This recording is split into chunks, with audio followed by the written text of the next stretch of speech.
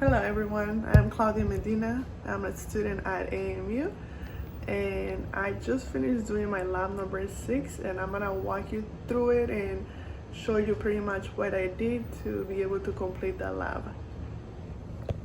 First of all, I'm gonna walk you through the actual materials that I use for this lab.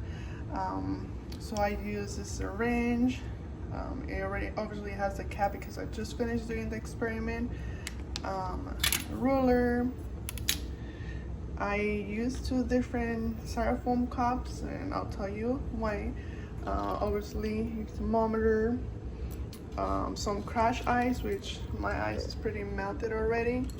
Like I said, I just finished doing my experiment, and we're gonna be using this graph that I had already prepared, and this is pretty much kind of like what my results were for the actual experiment.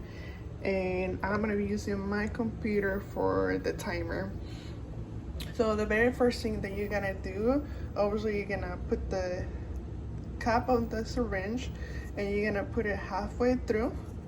Just make sure that there's no air coming out, and then you're gonna see where the actual syringe stopped. And mine was like around 6.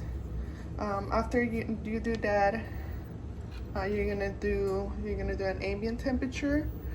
You're gonna hold your thermometer like this, and obviously mine's a little bit low because I had it on ice. But yeah, that's how you're gonna take your ambient temperature. After you do that, I had to get some hot water from the sink, and I did my temperature check for the hot water. After I did my temperature check, I immersed the syringe for 30 seconds. After the 30 seconds were done, I started pushing to pretty much till I couldn't do it no more. So after that was done, I moved on to the second part, which was with the ice. So for the ice, I did like 50% ice and 50% water. After that, obviously I did my temperature. Once I got my temperature, I got my syringe again, leave the cap on, and I submerged that for 30 seconds. After the 30 seconds were up, then I just proceeded to push until it let me do it.